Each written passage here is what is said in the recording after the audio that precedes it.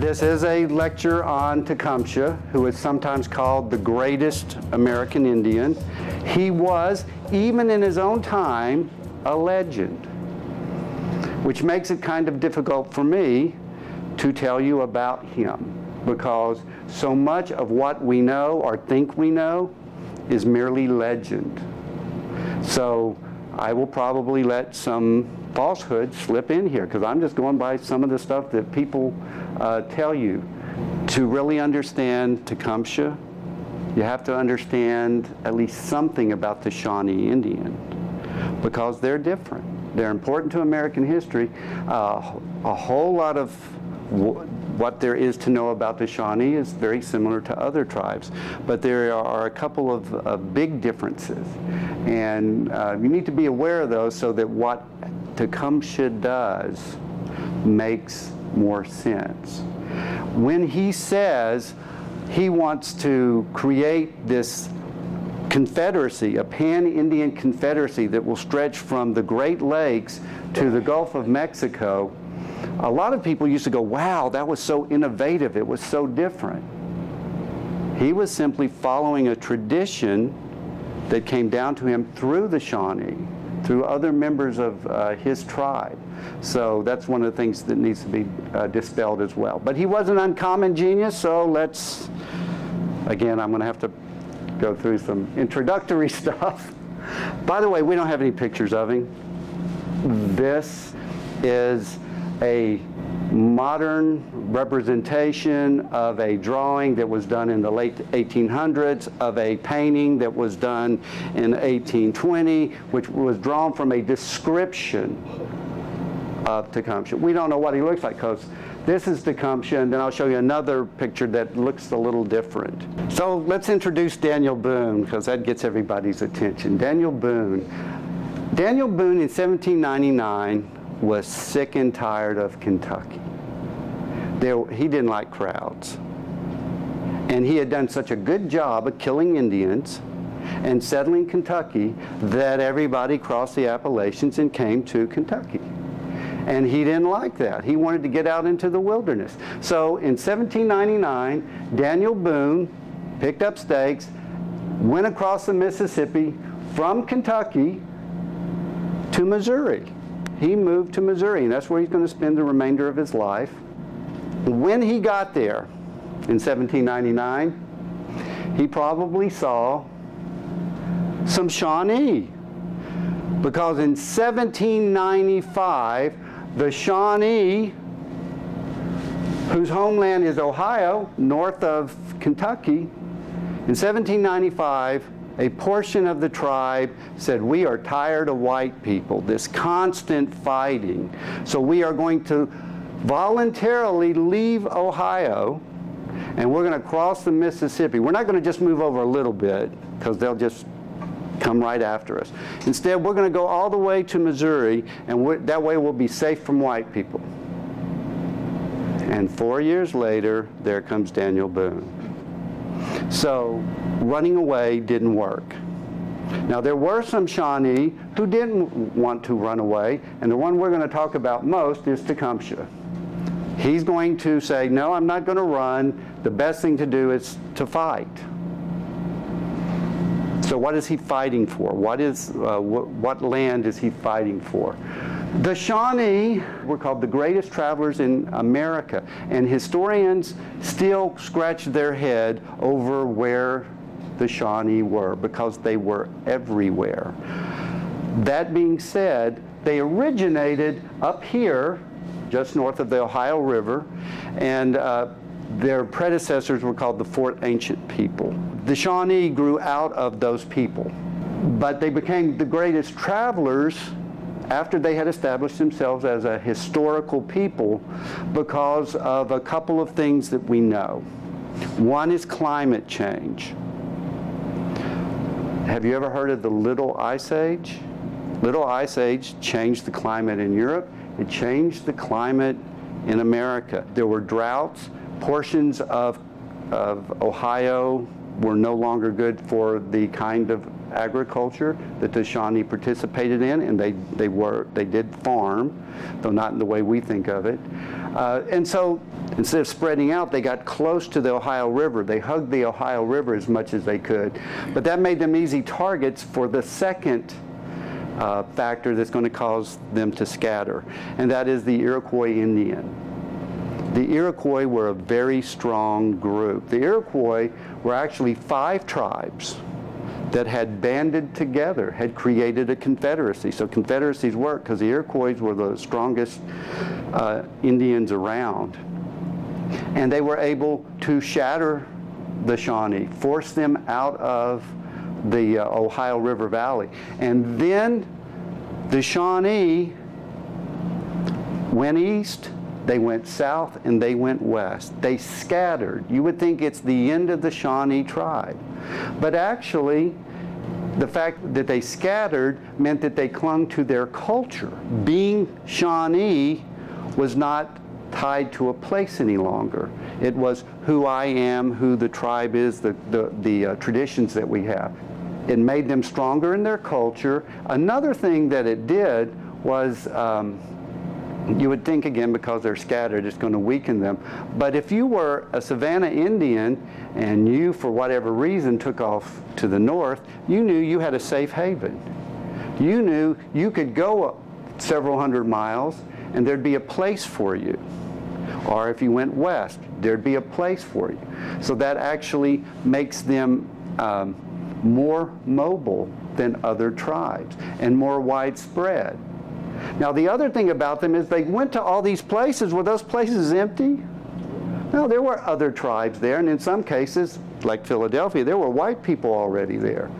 So what the Shawnee learned was diplomacy. They didn't go in and conquer land. They would notify whatever tribe whose territory they were about to enter. They would notify them and say, hey, we're coming in and we want to live near you. We want to help you, make you stronger. We want to combine, but we're not going to try to take you over. And so they learned diplomacy, which will be very important, especially with Tecumseh later. But for all Shawnees, it was a small tribe in numbers, so they are always having to look for alliances. That's where they see the solution. The Shawnee, their religion, they believed that they were born from the mind of the master of life. They are the chosen people. They are anointed by their God, by the master of life. All those other tribes, all those other people they run into, not quite human. Okay, clan and kinship. The Shawnee, as again, all Native Americans, or most Native Americans, were united by their family relationships. If you're a Shawnee, the fact that there's that blood means they are important to you and you are loyal to them, and they must be loyal to you as well. So kinship is very important. They also believed in deference to age. Back in those days, if you lived a long life, you obviously had experiences and you could comment on life in a much more enlightened way than the young, and they paid deference to that. Custom and public opinion led the tribe, not law or government. Yes, they had chiefs. They had a peace chief and they had a war chief.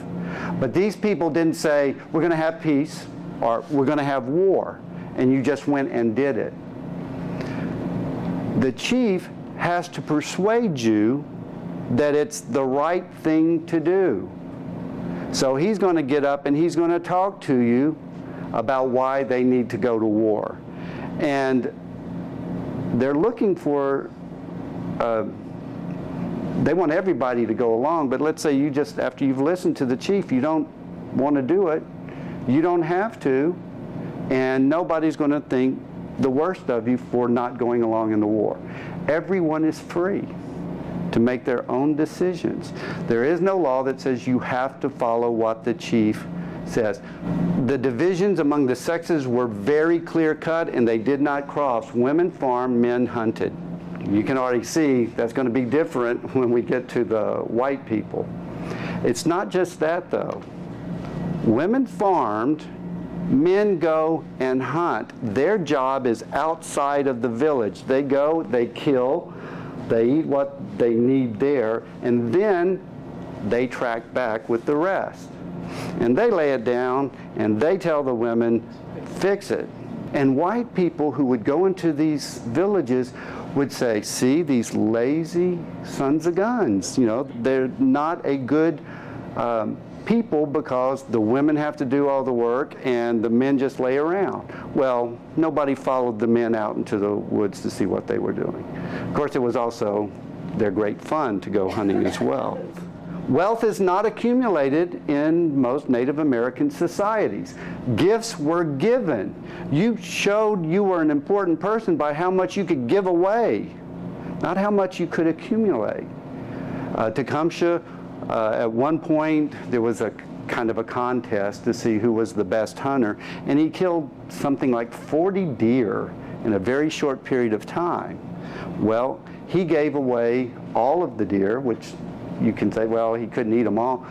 But the best hunters, like Tecumseh, would give the best pieces to the weakest members of the tribe.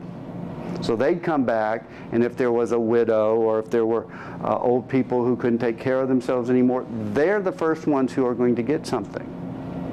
That's how you became important in their societies, not by accumulation. Also, that's social capital.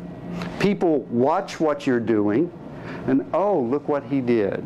He gave to these people. So you get social capital, you get elevated because of giving. So sharing is important. They are a community, so rugged individualism is not a part of their society. And reciprocity. Reciprocity is sort of a hard concept, and yet at the same time it's kind of easy. I give you something, you give me something. Quid pro quo. Except that really lowers the whole meaning of it for Native Americans, because it's not about I give you something, you give me something. It's I have chosen you as my friend, as my ally, so maybe to a tribe, and I give you this as a symbol of that. So it's got to be something important. I give you this as a symbol of that. Now, since I've done that, I'm really hoping you give me something back that's just as important to show that you are accepting me as, you're defining me as your friend. That's reciprocity. White people never understood that. To them, it was bribes. War and raiding was their custom and also their pleasure. It's how young men show that they've reached manhood, how they express themselves. Almost all Native American tribes, I can't think of any right now that weren't like this, are going to participate in raids.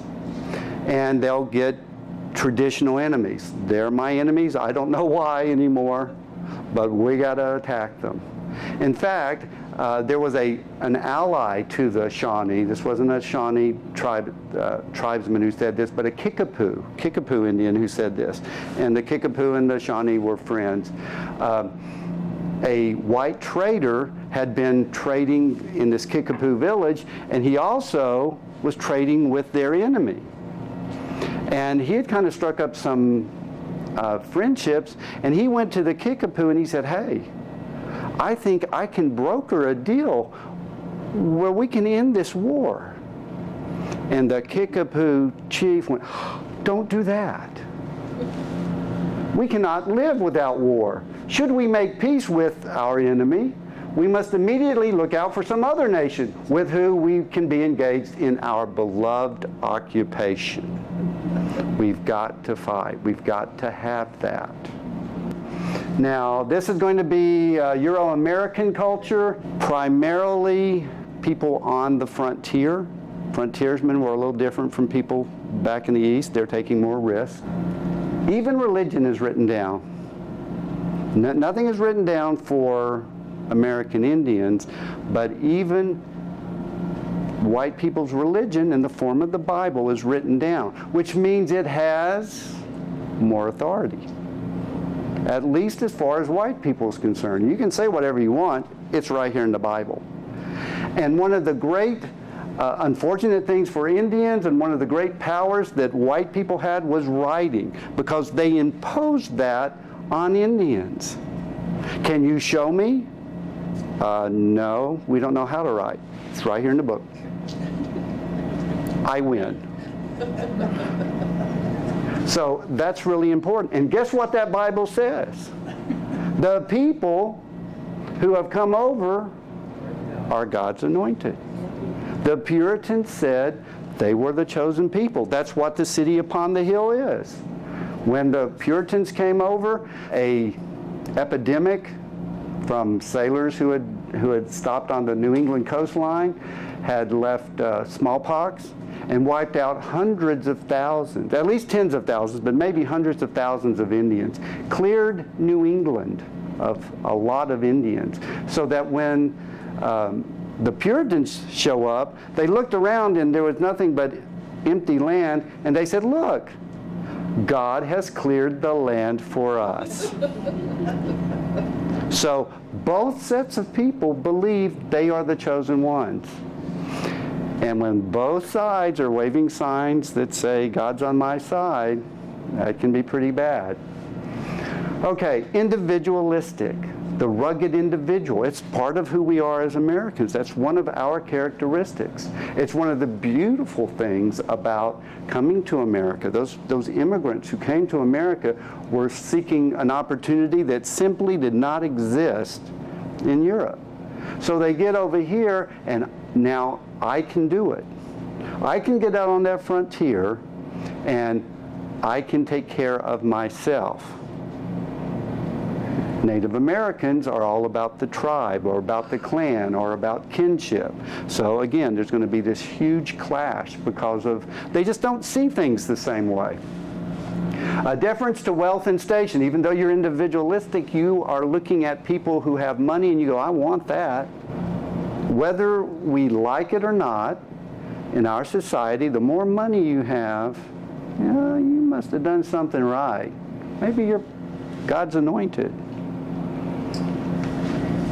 Law and government, it's written down. It's very precise. The laws are there.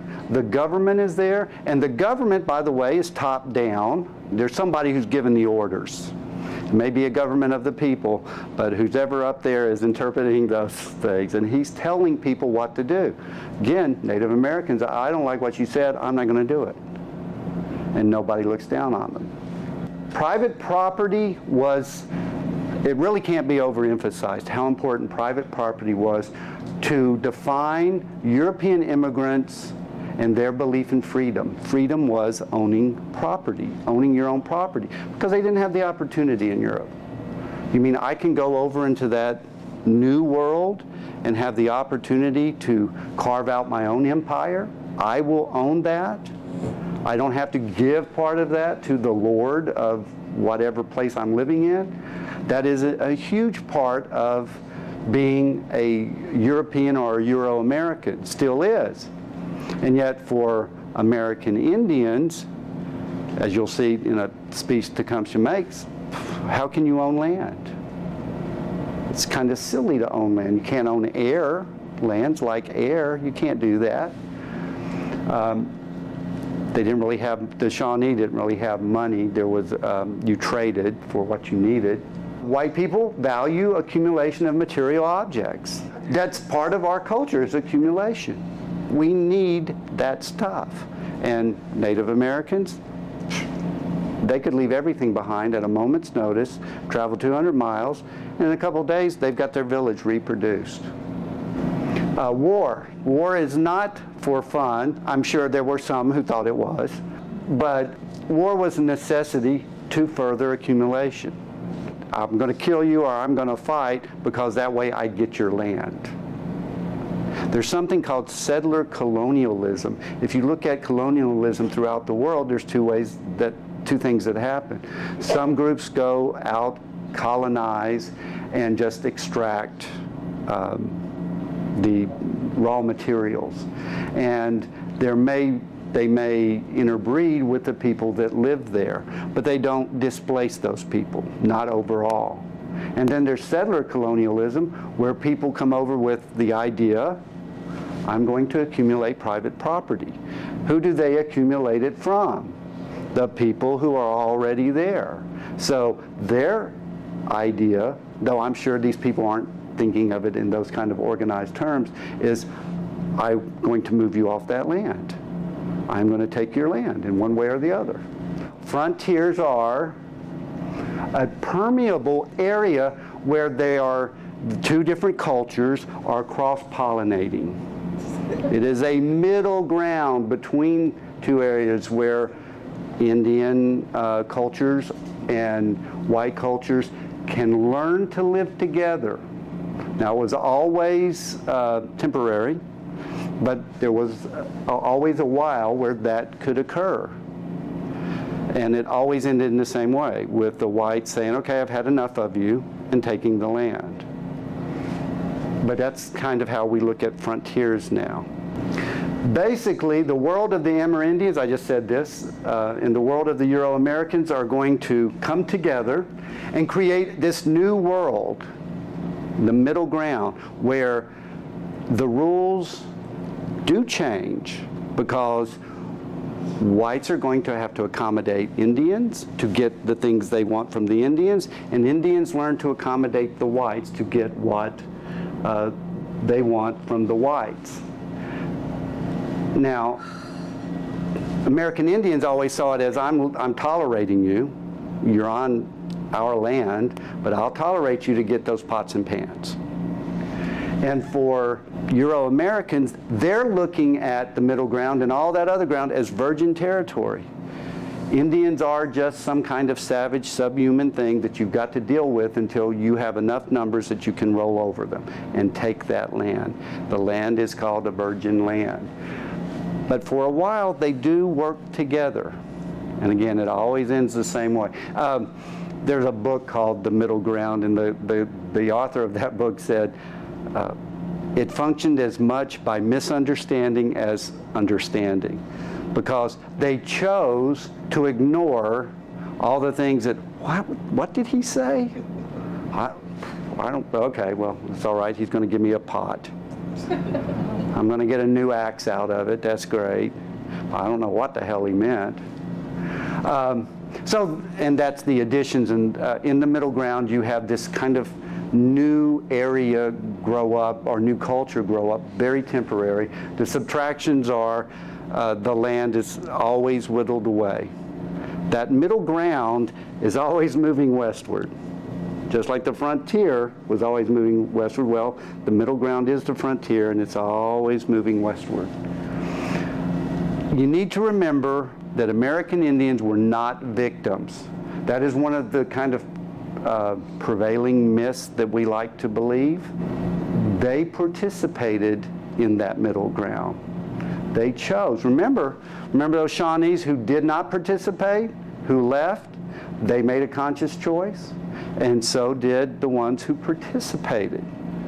Now, their strategy didn't work, but they weren't simply victims. They were up against a stronger foe, you might say, but that doesn't make them necessarily victims. Though there were certainly incidents on both sides where people were victims. Euro-Americans were not conscious villains. All the white people weren't rubbing their hands together and going, I'm going to take Indian land. They wanted Indian land, but they were frightened for themselves. It's not because they were conniving, and yes, there was conniving, but the typical frontiersman was not conniving and evil. He lived in his era, just as we live in our era, and we think a certain way because of all that's come before us. They only had the benefit of what came before 1760, and that was a lot of misery. So they look at the world through their eyes, and they're not villains. I told you that the Shawnee moved around a lot. So I just wanted to give you a quick timeline. I'm not going to talk about each of these a lot, but I told you that the Iroquois came into the Ohio Valley. Those are called the Beaver Wars, because they were after beaver. They were after control of beaver. So around the 1650s, the Iroquois, who were from New York, penetrated all the way into the Ohio River Valley, shattered the Shawnee, and the Shawnee then spread out, as I told you before. It wasn't until 50, 60 years later that they began to trickle back in from those other areas. They began to coalesce back into the Ohio River Valley. And when they got there, they found that it had also been penetrated by white people. Now, it's not until 1760s that Daniel Boone's going to show up, and then he's the one who led those people over in large numbers. So they're going to find that now they have a new competitor in white people. The Fort Stanwix Treaty was a session, and I will show you that map, where Daniel Boone wins. The white people get Kentucky. Now, Kentucky was the happy hunting grounds, not heaven, but it was where both Cherokee and Shawnee went and hunted. It was a perfect game preserve. So it was kind of understood that they could go there. When it was given up, it wasn't by the Shawnee, it was by the Iroquois, who didn't hunt there. The Iroquois gave it up because it bought them time. The Iroquois by that time are surrounded by whites. They're trying to hold on to their own land, and they had conquered the Shawnee. So basically they said, 100 years ago, we beat you, and so we have the right to create a treaty that gives away what is really our land, not yours. We let you live here now, but it's not really your land. So the Shawnee never agreed to this, but the Iroquois forced them into it, and you'll see a map here in a moment of what they gave up. But it's basically Kentucky, which meant the Shawnee are going to be north of the Ohio River. A lot of what we'll talk about is the Old Northwest Indian War, and that's the one where they're going to lose a lot of Ohio. That's where Tecumseh begins his, as a young man, to fight, and he's going to start rising to power because of his skills as a warrior.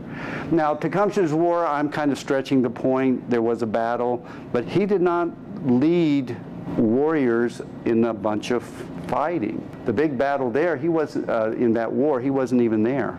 The one that kind of destroyed his dreams, he was not there. So we'll see that. And then he dies fighting with the British.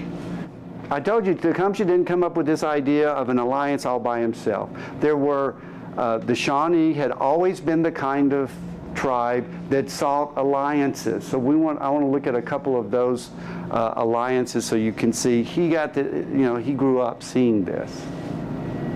One of the famous pre-Tecumseh chiefs was a chief named Cornstalk, and a war started because frontiersmen in Kentucky were starting to sneak into Ohio, and they ran into I think it was 12 Indians, and most of them were members of a Mingo chief. Mingos are Iroquois who are not part of the Iroquois nation. They're a different group. But Chief Logan was a Mingo who was always friendly to whites, never fought them. And these trappers or frontiersmen who came over lured these 12 family members of Logan's into a cabin and killed them all. And there's no reason to kill them. This just because they were dirty Indians. And Logan vowed revenge. And he had never fought whites, but now he's going to fight. And for every one of the Indians who died, he vowed he would kill 10 whites. And supposedly at one point, after he had scalped a guy, he looked up and he said, "I'm done," which means he killed 120 people during this war. That was the Yellow Creek Massacre, was where his family members were killed. So it's called Logan's Revenge, that he went out and killed all these people. It kind of stimulates Virginia wanting to start getting in Ohio. So Lord Dunsmore was the governor of Virginia. He sends militia into Ohio, and right on the the river, Ohio River, at a place called Point Pleasant, there was a big battle. And in that battle, Tecumseh was killed, and that is Tecumseh's father. So again, he didn't need a love affair gone wrong to have a hatred for whites. From early age, he had a hatred. Cornstalk had led the fighting, even though he had been against fighting the white people too. Don't want to do it. There's too many of them. But then when his young warriors insisted, he led the fight. And then after they lost at the Battle of Point Pleasant, and they did lose, they all wanted to quit. He said, we can't quit now. We've got to keep fighting. And of course, now he can't lead them because everybody gets to decide whatever they want to do. So they said, no, we're not doing it. So the war's over. White people start trickling into Ohio, and Cornstalk goes to visit a fort to talk about the treaty. And he was brought into the fort where he was murdered while he was in captivity. Some people in the fort broke in to the jail and murdered him. Malantha, he had agreed to give up land north of the Ohio, and he was in a village that was not at that time fighting, and there was a raid by a American whose last name was Logan, and the militia came in. They gathered up all the Indians, and one of the militiamen recognized Malantha, because Malantha had led a raid years before into Kentucky where the Shawnee had wiped out a bunch of whites. And this man, his name was McGarry. McGarry goes up to Malantha and he says, were you at Blue Licks? Which was the name of this battle. And Malantha was not at Blue Licks, but he didn't understand English too well. So the thought is that he was trying to be a good person and just, yeah. And as soon as he nodded his head, McGarry pulled out a hatchet and slammed it into his head, killing him. It is no holds barred on both sides. The Ohio was the highway. Whites are just pouring down the Ohio River. So they would get along the shore with their white captives, somebody that they had captured, or they would dress up as whites. And they'd go to the shore and kind of, come on in, it's safe here. As soon as they came in, they killed them. So both sides were doing this. Okay, and then finally there's Blue Jacket. Blue Jacket is an interesting story because there is a legend out there that he was a captured white who completely adopted Indian ways. He spoke English very well. So it's been pretty well discredited, except in Ohio, where they're going to continue to say that he was. But he certainly was a good commander. He was until Tecumseh, he was probably the greatest of the Shawnee leaders, and he was both a winner and a loser. He, along with a Miami chief named Little Turtle, led Indian forces during this time period that we're talking about against an American force that went into Ohio, and at the Battle of Wabash, they inflicted the worst military defeat that the U.S. Army ever suffered by Indians, not Little Bighorn. Many more people died at this battle than died at Custer's last stand. So most decisive victory in the history of Native American warfare for their side. That's St. Clair, that was the commander. And typically this battle is called St. Clair's defeat. They don't even typically call it Wabash, it's just his defeat. It was so bad that Washington, because this is when we have Washington as president, that he said, we've got to do something. We have got to stop the Indians because we can't, they had already lost another battle. We've got to make sure we win the next one. So he sent out Mad Anthony Wayne. Mad Anthony, he was mad because he ordered straight ahead charges. That's what his soldiers called him, mad. So what is it about? It is about taking Ohio. By this time, all of Kentucky is white, but Ohio was still, at least portions of it were Shawnee and other Indians. So you've got St. Clair's defeat here. Now they send out Mad Anthony Wayne, and at the Battle of Fallen Timbers, y'all might have heard of that one. That's one of the most famous battles in American history because it did secured the Northwest. If you really want to think about it, Tecumseh was an afterthought. The Indians were doomed after this battle because Mad Anthony Wayne leads, they called it the Legion of the United States. They didn't even want to call it the Army. I read somewhere they didn't want to call it the Army in case they lost, because the U.S. Army had already lost one time. They outnumbered the American Indians 2-1. Right before the battle started, I told you there was two leaders, Blue Jacket and Little Turtle. Little Turtle had had enough. He had led 2 fights, had defeated the white people, and he said, they keep coming. And it's true. If a white soldier dies, 10 more can show up. If an Indian soldier dies, there's nobody to replace them. So Little Turtle just finally said, oh, it's hopeless. Blue Jacket goes ahead and tries to fight, and at the Battle of Fallen Timbers, the whites cut them down. Blue Jacket will become friendly with the white people after that point. He'll accept a nice big house. He lives in a big house and basically does what white people say after that. But this is the battle that really kind of decided things. Tecumseh was a warrior there. He saw what was going on. So now we finally get to him. His name means crouching panther or shooting star or panther going across the sky. We're not sure. There's probably panther in there somewhere because that was his clan. And typically in their name they had the clan name.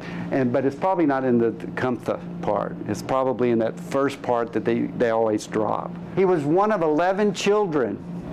And his mother, the last time she was pregnant, she gave birth to triplets, which was extremely rare for the Shawnee. So they were supposed to be special children. And in a way, one of them will be. He was not one of those, though. He was the 4th child. He had 2 older brothers, both who were going to be killed by whites. Whites are called long knives. So he hates the long knives.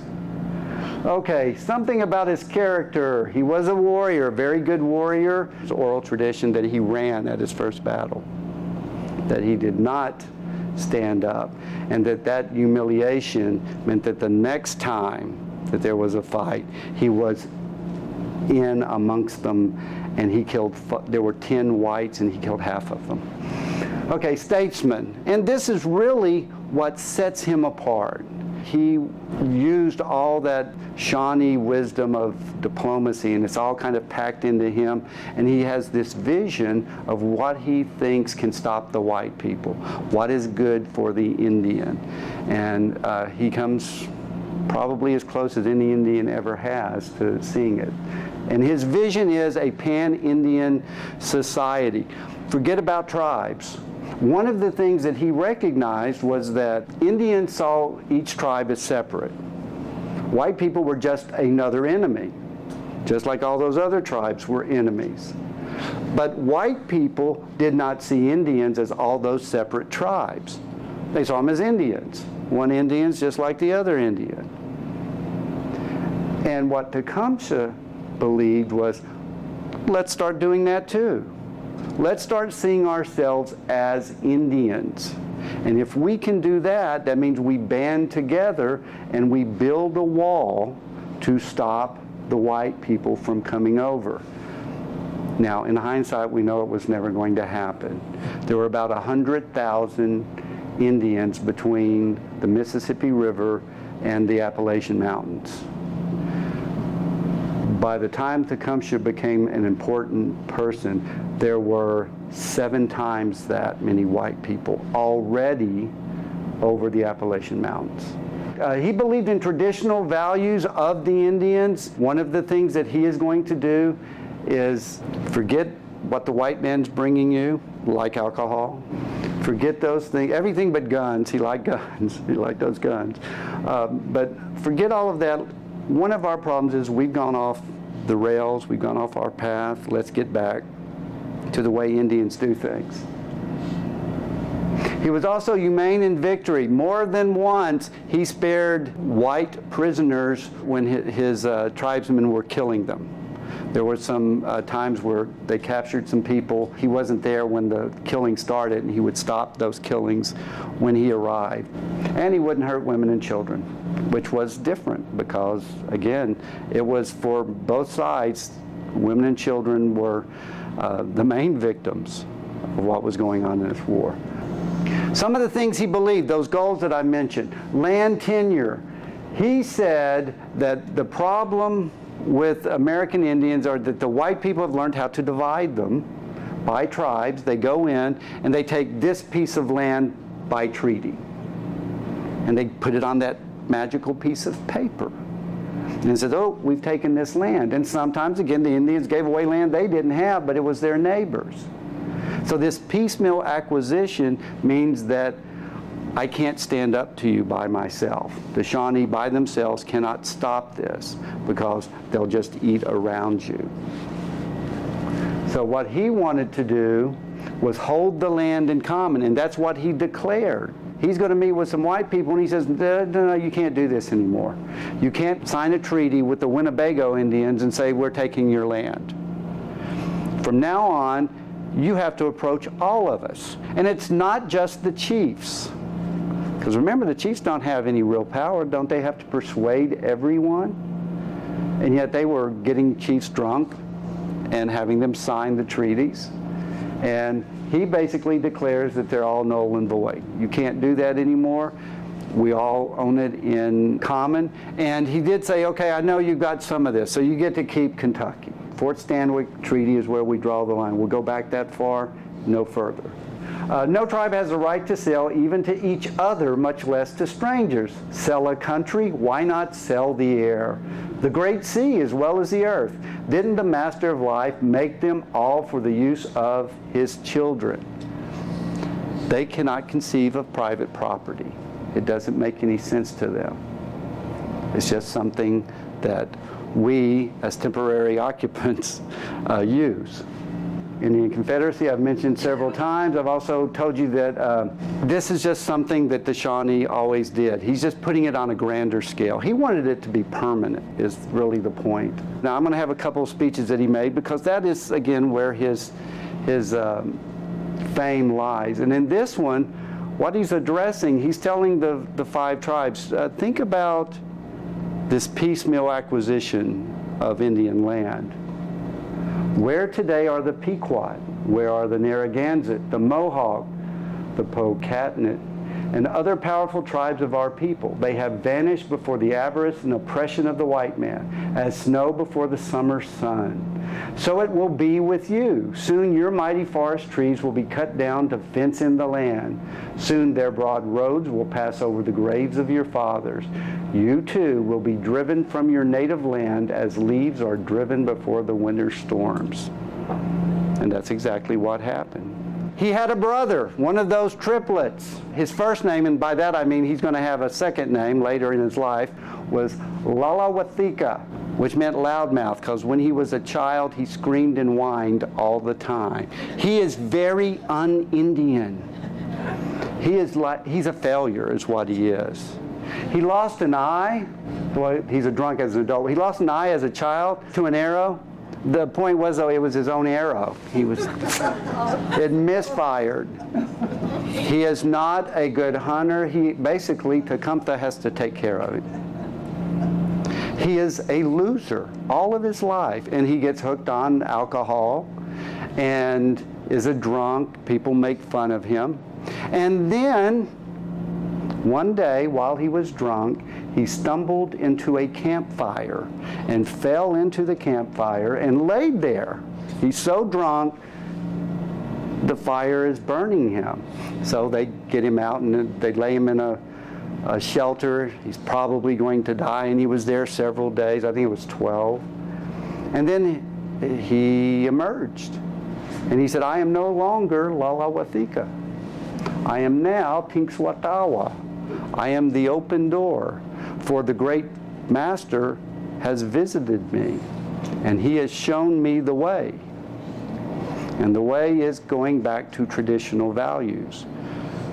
Toss away your alcohol. become an Indian, because it is the fact that we are not Indians that has led us to this horrible situation.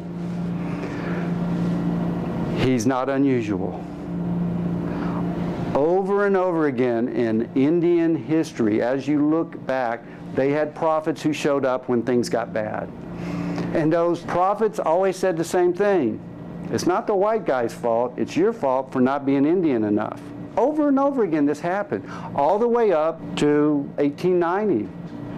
So this is not original with him either. He's just kind of adopting these prophets who, in his lifetime even, there had been prophets who had said this kind of thing. But he's saying we've got to get back to traditional ways. No European foods, no clothing, no manufactured goods, and no alcohol. But he also said, except for guns. So watch out for alcohol, from Ben Franklin. Indeed, if it be the design of Providence to extirpate these savages in order to make room for the cultivators of the earth, it seems not improbable that rum may be the appointed means. It has already annihilated all the tribes who formerly inhabited the seacoast. So even good old Ben recognized that alcohol was bad for Indians. Okay, it is a religious movement. What the prophet brings to the people is hope at a time where they were losing hope.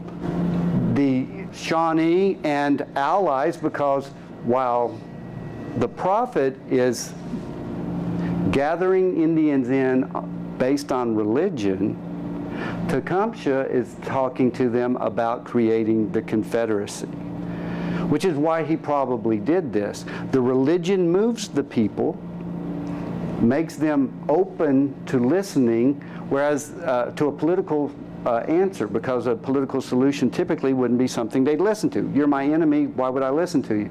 Oh, it's about religion too. So now I can listen to you.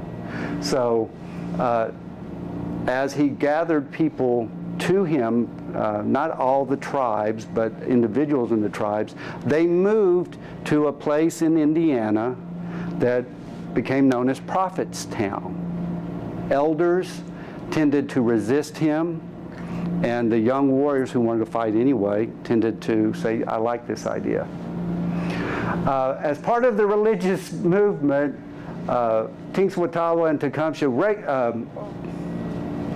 targeted those elders who they thought would be most problematic. And because it's a religious movement, they said, oh, witches. You got to die. Get rid of the competition and do it on religious terms so that nobody disputes it. And a lot of these guys just went, oh, I guess I am.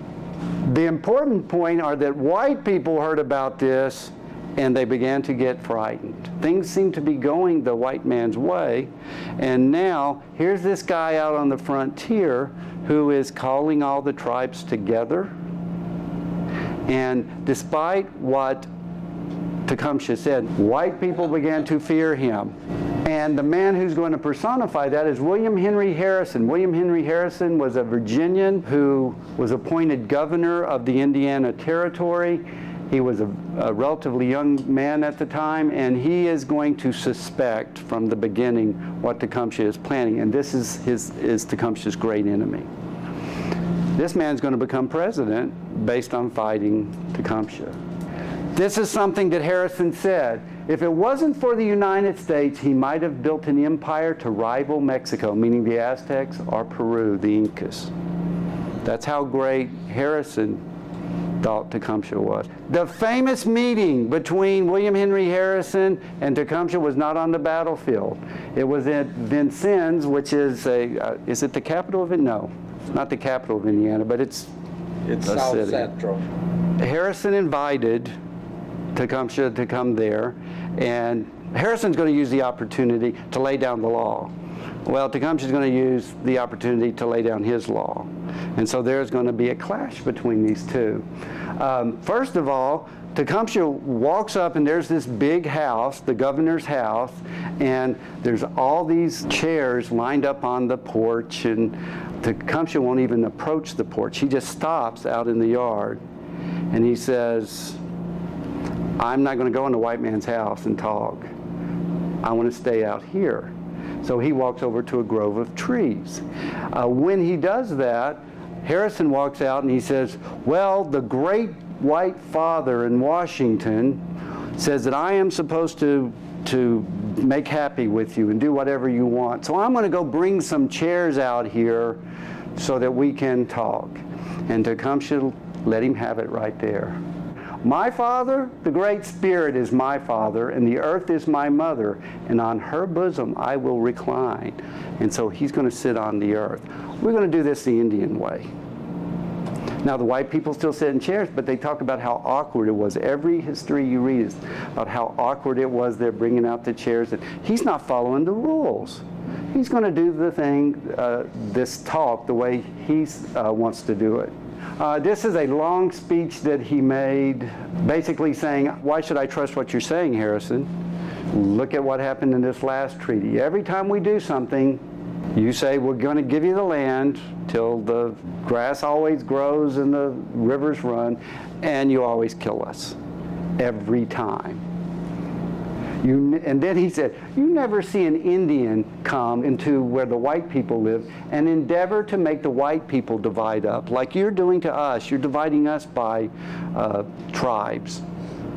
He said, we never do that. And so he's accusing the white people of never honoring their word. Just like Ben Franklin, Thomas Jefferson said, well, here's the way we can deal with the Indians, and it's not so fair-minded. We're going to kill their game, and because it's going to be insufficient, we'll draw them into agriculture.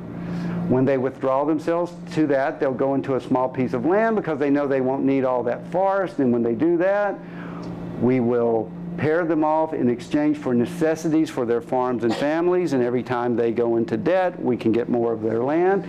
To promote this disposition to exchange lands for necessities, we shall push our trading uses, run them in debt, because we observe that when these debts get beyond what the individuals can pay, they become willing to lop them off by a secession in lands. In time, the Indians will either incorporate with us as citizens are removed beyond the Mississippi. So Jefferson was going to get rid of them. By the way, this was never a real option because white people didn't want Indians around. There was no true assimilation. So Thomas Jefferson gave Indians basically only two choices: assimilate and be annihilated, because if you assimilate, you lose your culture, or fight and be annihilated. Or if you want to give a third choice, possibly run away and just die later. Tecumseh had done well in the north. He had, again, gotten lots of people to come to Prophettown. But he knew it wouldn't work unless he goes south to talk to those 5 civilized tribes. And so, as he gets ready to go, he told Tecumseh, whatever you do, don't get in a fight. I'll be back in a few months. If we need to fight, I'll lead them. Don't get in a fight. He even said, if Harrison comes close to you, just abandon the village. Just leave, go west. We'll get it back later. So then he goes south. Now his mission to the south is not going to go well. As I mentioned, the Creeks kind of threatened him. The Cherokees threatened him. And so he ended up returning. But while he was down south, Harrison hears about it, and Harrison takes that opportunity to march on Prophettown. So Harrison goes towards Prophettown. Now, he actually stopped before he made it to Prophettown. He stopped on the banks of the Tippecanoe River, and Tecumseh said, great, we'll attack them. Exactly what Tecumseh had said not to do. He said, and don't worry, warriors, because when you attack, their bullets will just bounce off of you, because I'm putting the mojo on you. And so they attacked. And by the way, the Indians won. They killed more of the white folks. But Indians died. And when Indians died, that proved that Tecumseh didn't have the mojo. So they got disgusted, and they went back to Prophettown, and they cursed him and said, you know, we're not going to have any more to do with this, and they left. So even though kind of tactically it was a victory for the Indians, strategically it was the disaster that destroyed the Confederacy. Because right after that, Tecumseh shows up and he said, "What have you done?" Came very close to killing his own brother. And he said, "You are no longer the prophet, you're no longer anything, you can live here, but you can just live here so that you can feel the humiliation of everyone hating you." And Tecumseh was then left with only, he doesn't give up, because that's not who Tecumseh is. He has one alternative left, and that is to go to the British, because now we're at the War of 1812. And the British up in Canada, he's a hero in Canada, Tecumseh is. They honor him in Canada because he went up and he joins forces with the British. And here's where I told you that I think there was some kind of possibility. Had the British really supported them like Tecumseh thought they would, it's not that he would have created, I believe, a confederacy down to the Gulf of Mexico, but maybe Michigan and Wisconsin and Illinois, something along the Great Lakes. If the British had supported him, maybe they could have created something. But the British aren't going to support him. They're going to use the Indians, just as they always had. And in that process, they use up the Indians. Okay, so he really becomes a British client, and what I mean is he doesn't get to call his own shots. He has to do what the British are saying. He has a good working relationship with one of the commanders, but that commander gets moved off, and the next guy that comes in just really, he has no use for Tecumseh. They took a lot of prisoners, and this was one of the cases that is documented where Tecumseh went among his warriors and said, "Don't kill these guys." We have proof that he actually did spare prisoners when that was not something that was done. And then came the Battle of the Thames, which is in Canada, near Detroit. And I told you that last British commander didn't really have anything to do with Tecumseh. He said, "I'm leaving. There's too many Americans coming." And Tecumseh said, "Well, no, we're going to fight." And he turned his soldiers around, his warriors, and they struck the Americans. But Tecumseh had, according to legend, had a vision before the battle that he would fall. And in the battle, he did fall, and Americans found his body and they mutilated it. This man is the man who's given credit for killing him, and that brought him to the vice presidency. His name was Johnson, and in 1840s, I think, he became vice president. The reason it's a mystery, though, he never claimed he did it. Now, he never denied that he did it either. But again, he just kind of rides the fact that he gets, Richard Johnson was his name, that he gets credit for it. But also there's one historian who says the body that was mutilated was not Tecumseh's. That a white man who was at the battle, who knew Tecumseh and who admired him, saw Tecumseh's body and knew what the other whites were going to do, so he pointed to another body and said, "That's Tecumseh." When he dies, the Confederacy dies. He is everyone's Indian. That's why he's the greatest Indian. Everyone can see him as a hero. Euro-Americans, he's the epitome of the noble savage. Because we like to feel sorry for those Indians now that we killed them. Now that they're not a problem, we can go, "Oh, they were just so wonderful. They were the freest people in America, and so we killed them." American Indians, of course, he's the uncompromising champion. I don't have it up here, but again, Canadians consider him one of their great national heroes because he fought the Americans invading Canada.